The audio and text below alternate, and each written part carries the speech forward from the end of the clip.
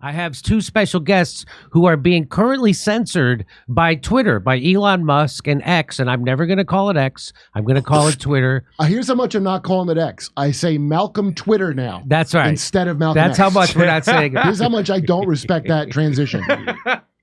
So our first guest who's being censored and demonetized and what have you. Finally. On Twitter is Jake Shields. He's an American mixed martial artist and a submission grappler who won the UFC Strikeforce Middleweight Championship in 2009. He's widely credited as a pioneer in the world of mixed martial arts and Brazilian Jiu-Jitsu. Shields was recently demonetized on Twitter over comments critical of the Israeli assault on Gaza. Also joining us is Jackson Hinkle the Hare, the founder of the independent media outlet The Dive and host of The Dive with Jackson the Hare Hinkle. His program has been permanently banned from YouTube for alleged Ukraine misinformation, but you know it's Ukraine information. What's Ukraine? I can't even remember that. I can't even remember that word so long ago. And his Twitter account recently surpassed 2 million follower mark. So they kicked him off YouTube, and in 3 weeks he gained over like 1.7 million followers on Twitter. And so here is Jackson and Jake. Thanks for coming on the show. Jake, sorry, I meant finally Jackson got kicked off, not you. Yeah, that's what. Oh yeah. He's gonna say Jake first. So let me just play this quick video of Jackson, and then we'll come and get your comments. So look, we're under attack. We are under attack, but what else is new? Nothing. We've been under attack for a while for telling the truth about Ukraine and Russia and China. Now we're under attack for telling the truth about Israel, okay? Apparently there was a meeting at X headquarters, or formerly Twitter headquarters, just the other day. And this meeting was attended by X executives, not including Elon Musk. And at this meeting, there were two names that were thrown into the conversation about how do we limit the reach of these accounts on our platform? Should we just ban them? So ex-executives are meeting in San Francisco, and they are having a discussion, I guess, about whether or not they're going to ban yours truly, along with Jake Shields, who is an MMA veteran and a 5-time champion, about whether or not they're going to ban us from X. Think about this. Think about this, folks. 65% of Americans support a ceasefire between Israel and Hamas or Gaza. Okay, 65%. That includes a majority of Republicans, a majority of independents, a majority, obviously, of Democrats, which takes the largest, share of the vote there. 65% of Americans across the board, all political parties, say they want a ceasefire. You can't get 65% of Americans to agree on anything. You can't get 65% of Americans to tell you it's sunny outside if the sky isn't clouded and it's not raining. You can't get 65% of Americans to agree on anything, but they agree on this. And keep in mind, while this is happening, we have 0 votes for a ceasefire in the Senate, 0 votes for a ceasefire coming from the White House, Joe Biden, of course. And we only have a few votes calling for a ceasefire in the House of Representatives, okay? That's where we're at in American politics. 65% of Americans support something, but because we don't live in a democracy, because we live in this world where our government is captured by the military-industrial complex and by lobbyists that apparently don't have to register as foreign agents if they're working for Israel, but if they're working for Russia, they do, then we get 0 votes for a ceasefire. Think about that. So that was a great video clip. Let me bring in Jake. Jake, now what the hell are you doing on Twitter that made you the focus of this meeting of Twitter executives without Elon Musk in San Francisco, and then they did demonetize your account? What are you doing? Yeah, it makes no sense to me. I'm just a fighter that sometimes tweets my thoughts. And I think, recently my thoughts have not been, actually, I've never been pro-war. I wasn't pro-Ukrainian war, pro-Iraqi war, pro any of these wars, but I've been it's your third strike. Yeah, exactly. Three strikes I'm out. But for some reason, for opposing this one, they're saying I'm an anti-Semitic terrorist sympathizer. It's a little less strange. Sounds like it to me. So yeah, I just think our political class, I think is, our political commentators are also pro-Israel. I think my count in Jackson's, we blew up because we're speaking our minds when our political class isn't.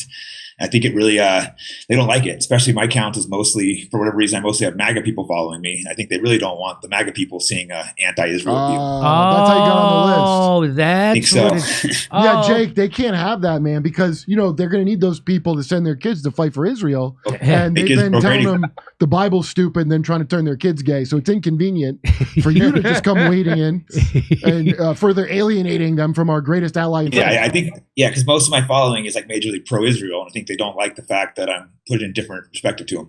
Oh, so that's because I'd say it was shocking to me to hear that you got demonetized, because I had always, in my head, you had always occupied a more of a right conservative political lane, right? But we agreed on things like COVID and other things that that we agreed on, and but I was surprised to see that you actually went against the establishment narrative on Israel, and so you have this big MAGA following, and you have a right-wing conservative following from other things, and so they don't want you to infect their brain with the truth about what's actually happening in it. So if they lose them, they lose everybody, and so that's why they have to shut you down, right?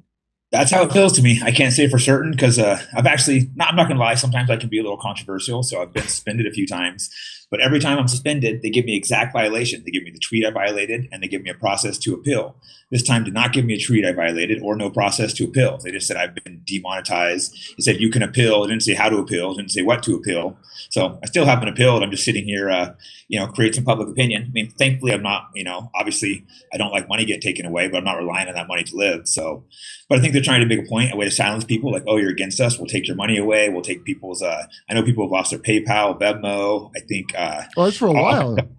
Yeah. So it shows they want to silence our opposition. If you don't want war, especially with Israel, it also shows the power of, the AIPAC lobbying.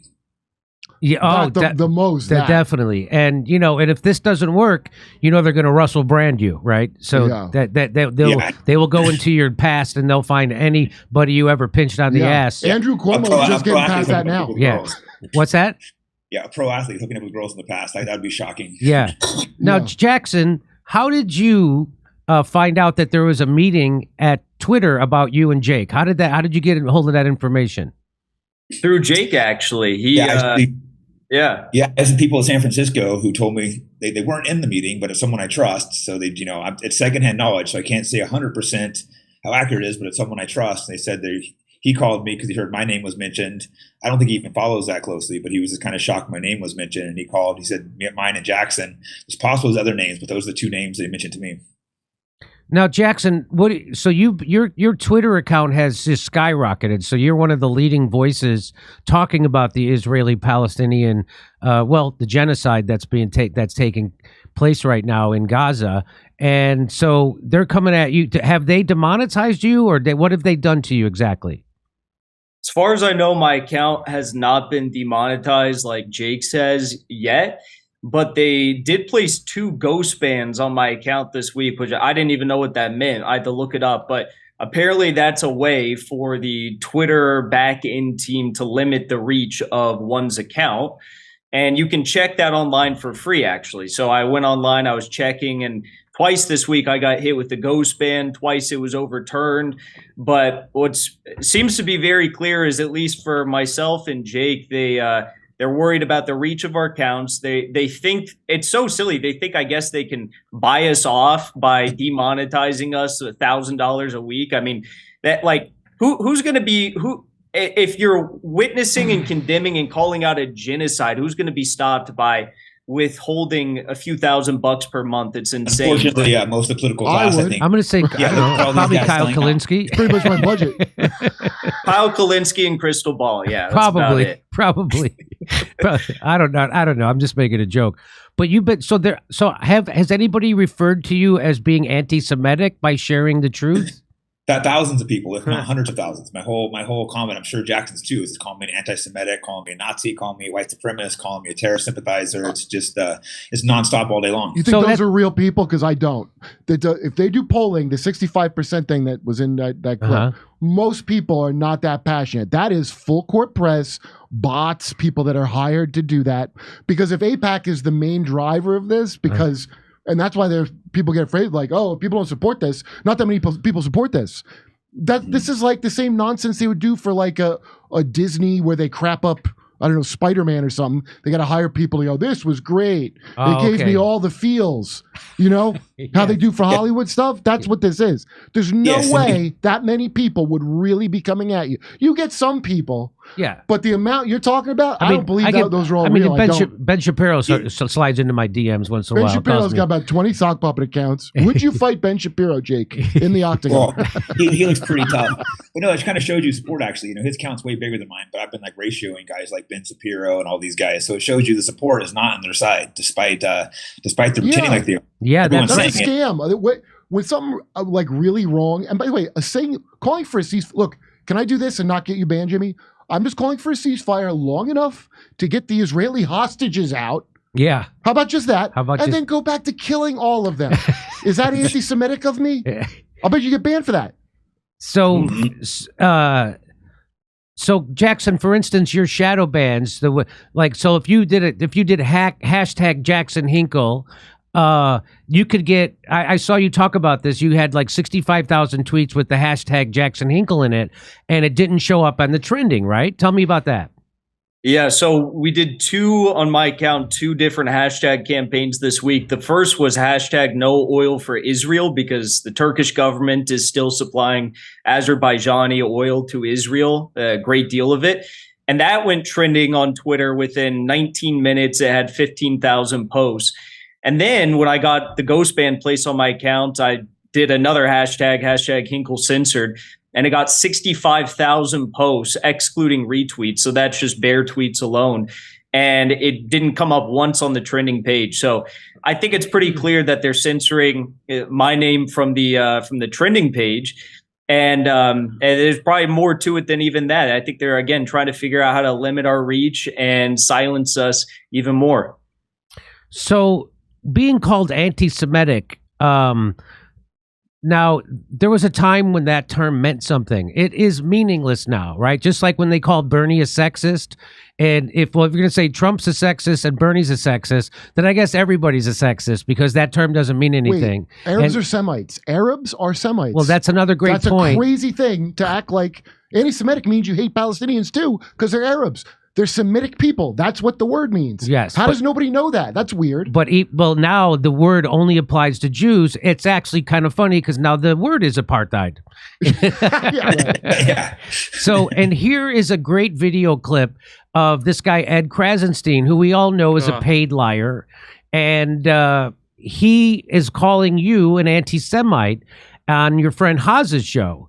And watch Haz try to ask him, why do you keep calling, what is your evidence that Jackson Hinkle is an anti-Semite, meaning an anti-Jewish person? Well, I know he's an Assad toady, but let's see if he's...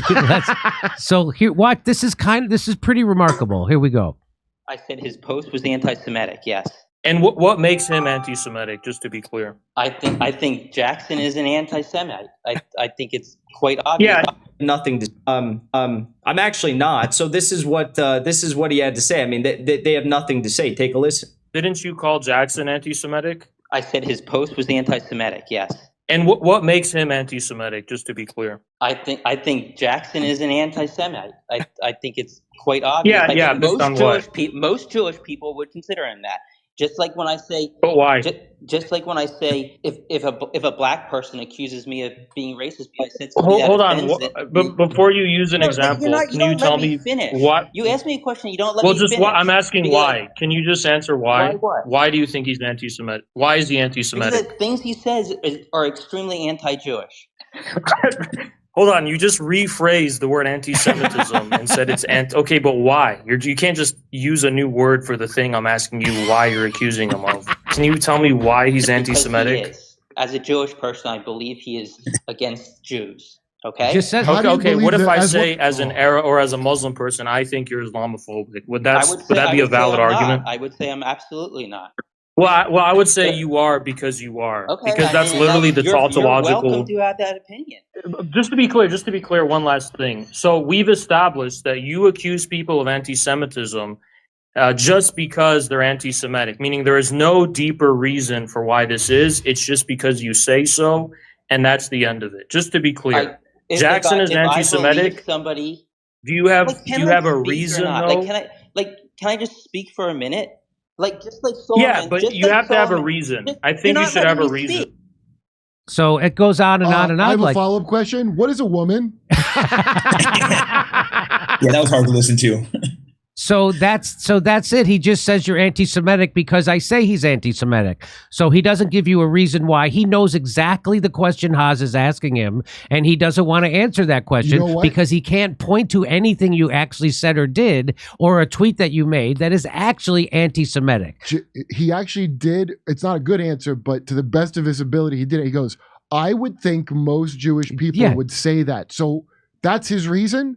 He imagines some kind of vote in his head and he's like, the people, I'm with the good people that would say that. So if you're a Jew that wouldn't say that, then you're bad. You're also anti-Semitic. Right. There's a lot of Jews that are anti-Semitic too. Craig, you got anything you want to ask? No, I was just kind of curious what the plan of action is for Jackson now, because I think he got demonetized too as well. It's shut down on WhatsApp as well. I mean, you're running out of avenues now. So maybe get your mind right. Yeah. So I mean, what are you going to do, man? If in fact, there it is. I'm sorry, jumping the gun, but like, do you have any plans if Teasley? I mean, damn. So you've been banned from WhatsApp. Jackson's been banned from WhatsApp, YouTube, TikTok, Twitch, Venmo, PayPal, Represent, and Teasley. I never heard of those last two. So what is to Craig's question? What is your plan? The plan, I guess, is to continue telling the truth as much as we can without being. I mean, it's obviously important to keep these platforms and continue the message going to the best of my ability. But like Jake, they don't. We've reached a point now in the level of censorship where they don't even tell you why they're censoring you. It's just because you're so viral, because whatever. With WhatsApp, for example, I was somehow my number got leaked on a bunch of Israeli Zionist Telegram channels, my phone number. So I woke up to like thousands of phone calls from Israel and from Brooklyn. And then I went on WhatsApp and they got my WhatsApp banned. So that's what happened there. To answer your question, I don't know. I mean, hopefully, X, Twitter, they keep us instated. That was the goal with Elon Musk. He paid $44 billion for it. It'd be a shame to throw that all out the window just because you're getting pressure from a certain, foreign government's lobby. So Jake, were you one of the people who had high hopes for Elon Musk? Were you a fan of Elon Musk? And now has it changed? I think he's done far better. I think out of the old Twitter, I think I'd be banned, and he's demonetized me, but at least he's given me a voice. And there's all he promises is free speech. I think it's unfair and it's annoying and frustrating, but it's at least he hasn't silenced me. I mean, at least yet. So currently, I can't be that mad, and it's probably something that Elon probably has no decision. It's probably a rogue employee or a couple of them that don't like what I'm saying and they're trying to silence me. We'll see if I think that is because to pick him out, a UFC fighter. I can already because I've gone through this in comedy. I can already envision the wingnut with blue hair that thinks they're the police of Rogan Town or whatever the hell. And they're like, yeah, and I know it's a lot of the chuds like this guy, so we should go after him. And half of the room never heard of him, but they go, okay, she doesn't feel safe. I'm sure there's some, because by the way, the way you found out about it, that's how you have to do it. You have to know a guy that knows a guy that works there. Yes. To tell you, that's the future. You're going to have private eyes that do this, that call Instagram or whoever to find out why you're shadow banned. I will say for, what's his name, Elon, he fired that chick that we did the story on. Remember that? No, he got rid of her? Yes. Yeah. So I don't know how long it takes them to figure out what they're doing, but I've noticed a string of the stuff happens, then somebody gets fired. And so it sounds like he's not like personally involved in, like he should maybe be more involved in this since his goal is free speech. Yeah. Yeah. Maybe run right up the flagpole to Rogan is what I'd say. Yeah. I feel like they'll probably either reinstate me or they'll ban everyone. I don't really think it, because it doesn't really make sense just to pull my monetization. I think it was probably a rogue employee that doesn't like me, thought, didn't realize how much attention it was going to get, and now they're looking at it being like, oh crap, what am I going to do? So I don't know. My best guess is I would tattle on Twitter to Joe Rogan if I were you, and that's maybe I'll text him. I'm going to text him. Okay, Craig. Kurt's going to text him. I'd save the text for me. I don't try to text him for other people. This is for all of us, Jimmy. I don't like to bother Joe too much. I know he's gotten so big. I don't like to randomly be like, hey, Joe, can you get this right for me? Text your boy Elon. He just had Elon on. I know. Elon talking about the woke mind virus. Oh, right. Okay, and so, hey, great. Elon, you don't like that. Me neither. Why is this happening? Does he know? I wonder if you really know. That's my. I just want to know. I was just going to text Joe and be like, do you think Elon even knows? Because this sounds like a couple people with vendetta on one guy because they don't like his type, which is UFC fans. Mm-hmm. There's a lot of that online. Well, I'm also from San Francisco, so a lot of those Twitter and that's around there. And okay, that's the other component. Oh, really? So it's if you're from like Portland, they'd feel like they own you in some way. San Francisco, any one of these places where the real fountain of crazy clown world is coming out of.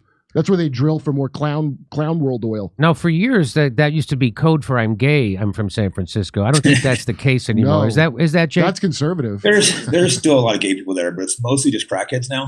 I moved. I'm not there anymore. But yeah, it's mostly like crackheads and Antifa, and that place is really falling apart. There's tech people and then homeless people. Yeah, tech people, homeless people. There's definitely still the gay area, but it's not as bad as like some of the. I think there's more in like Miami and New York and stuff now.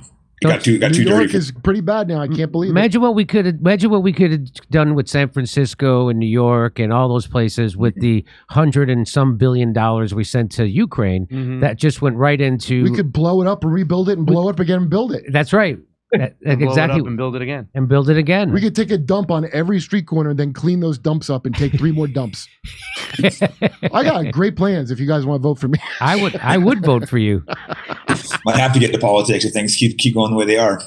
So and here's the kind of things that Jackson, you tweeted this out. This is great. You go, breaking: Israel has taken famous Palestinian teenage activist Ahed Tamimi hostage in the West Bank. Wow. Hamas is not in the West Bank. Well, just if Hamas surrenders, she can go free. What's wrong with that, Jimmy? So, what do you hate? So this is the kind of stuff that you're tweeting. It blows up their narrative, and they can't have that kind of stuff. Correct, Jackson? Exactly. And the level of propaganda, war propaganda, coming out from, as you so eloquently put it, the war pigs right now is far worse than we saw from Ukraine.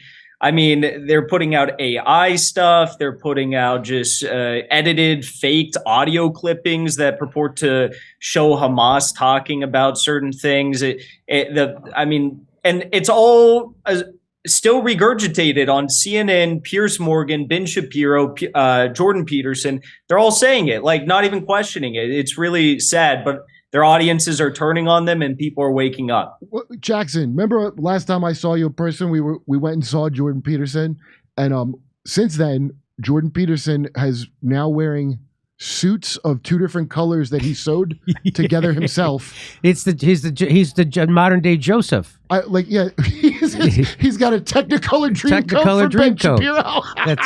That's why he banned me. That's why Jordan blocked me. Why? Because you made fun of his suit? Because I went to that event and we got to talk about the Malthusian, the anti-growth, anti-human agenda that the globalists and the World Economic Forum are pushing. And he gave a speech about how everyone needs to have a father and how important the father figure is in life. And I tweeted at him, I said, Jordan, you gave this great speech about all this stuff. We talked about this stuff, backstage. Why is it now that you're championing the Israeli genocide, which is eradicating Palestinian fathers and pushing this globalist, policy of anti-growth, this Malthusian agenda? And he didn't. It was a respectful tweet, but he didn't respond. He just blocked me. I know why, because he got $60 million from the Daily Wire when he went over there, and that's why he's was visiting Jerusalem suddenly. He got paid a hell of a lot of money to do it, and you bloody well support Israel. Yeah, so that was also he talks a lot about Carl Jung, and the unconscious and how, and then he just totally turns his back on it and twists it inside out and warps it so he could somehow be on the wrong side of this. It's coming out in his suit. Yeah, it is coming out. His bizarre split insides are now manifesting like a chick dyeing her hair blue. Jordan Peterson has a split color suit. It's just Jordan Peterson. I had hope for him. And he speaks sense on a lot of things. And then just like with RFK Jr. Or Tulsi even, when it comes to this issue of Israel-Palestine, they just totally flip on all their principles and all it's their called millions of dollars. You need it. That's how it's not even mind control. Here's the ultimate mind control. Here's $60 million. So do you think RFK is doing that for way more? How is he going to run for president and also not campaign contribute? I think at first I thought he was good. And let me ask my guess. Well, what do you think is the psychology behind RFK Jr.? Because he wants to be seen as the peace candidate. And of course, he's not anymore because now he's not only is he pro Israel in this conflict, pro censorship. He's also now come out for pro censorship around this issue, and he's now anti China, anti Iran, and anti Venezuela. He sounds like John Bolton. So it's crazy how much he switched, and it's could be a couple things. It could be he needs that money from AIPAC because he's completely gone against his views. He's flown with Jeffrey Epstein. There you go. Jeffrey Epstein's well-known intelligence agency running intelligence. I knew Jake was going to say that. Black operation for Mossad, allegedly. Well, speaking of that, I got to remind people that I'm going to be at the Laugh Factory in Covina this Sunday. So, speaking of Jeffrey Epstein, if you want to come see a powerful show, Kurt, are you going to be available Sunday to come do sometime? I'm going to be in the Funny Bone in not the St. Louis one, but the St. Charles. Oh, it's St. Charles, which I guess is also it's at St. Louis. They're all St. Louis. It's that location. I'm going to be there. You're not going to be there Sunday? I'll be flying home. Okay, well, if you get home, come out to Covina, watch us go do the stand-up comedy show. It's fantastic. What's your guess on RFK Jr., Jackson? Well, I think Jake made a great point with the fact that RFK Jr. admitted to flying on Jeffrey Epstein's Lolita Express. I think the only question that truly remains is how old was she?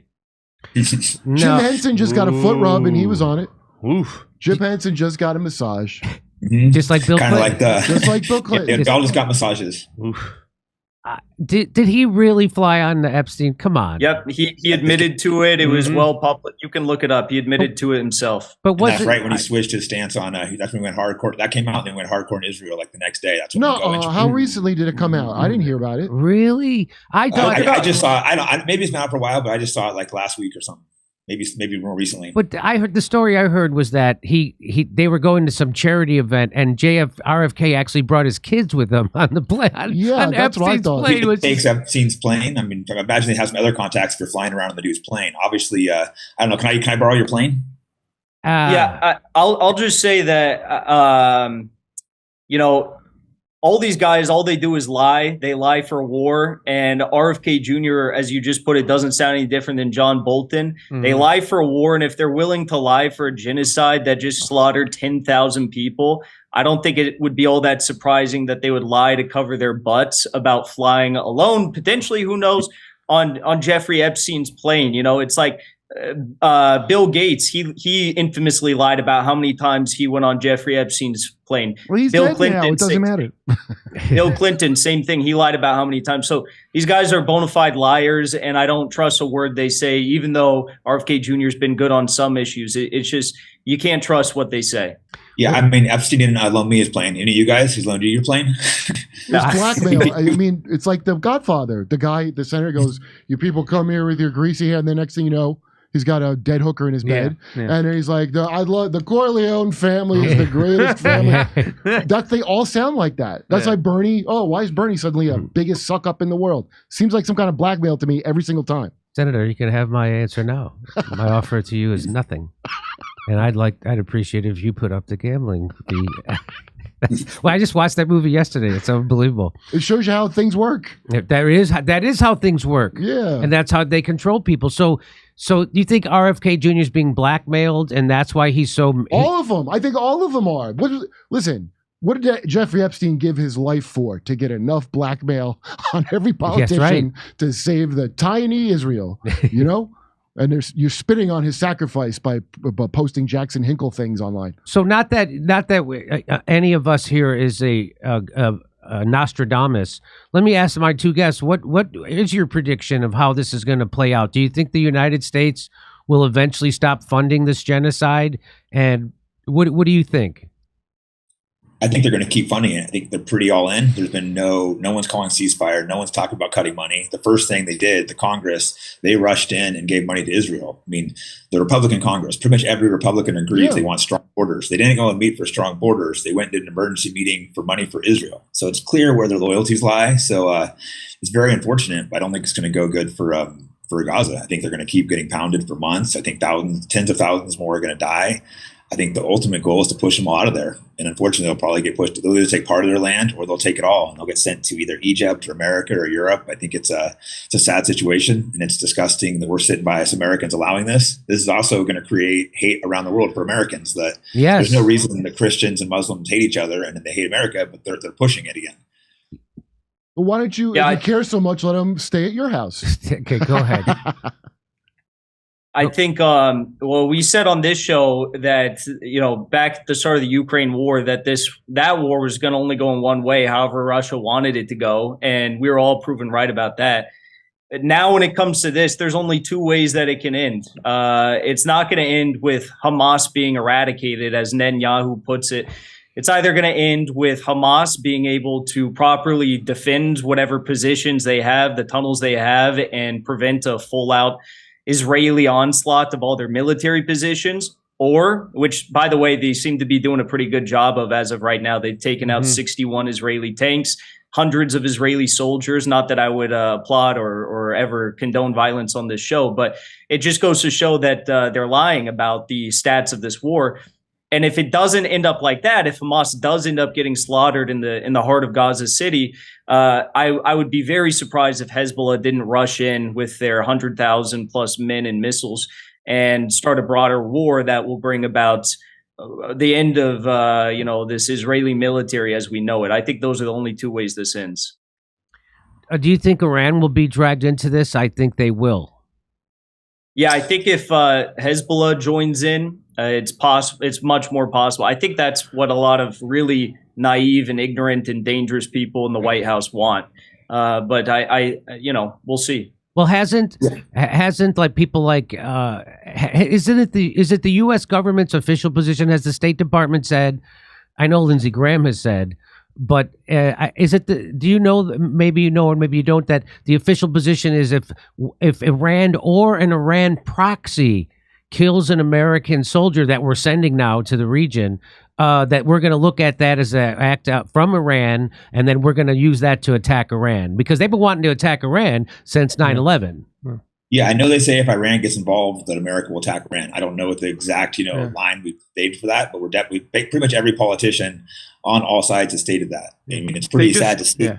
They just signed a resolution in the House that they can give the president any means necessary to do whatever they need to do against Iran. God. Thomas Massey was one of the few to vote against it, but they said by any means necessary. So if you listen to Wesley Clark Jr., General Wesley Clark Jr., his famous when he was on with the Democracy Now!, he said that after 9/11, he went to the Pentagon and the guys in intelligence told him that they have a plan to take out 7 countries, right? It was Syria, it was Libya, it was Yemen, Sudan, Iraq, Iran, and Lebanon. Like how Disney planned out Marvel Universe movies, and like phase 1, 2.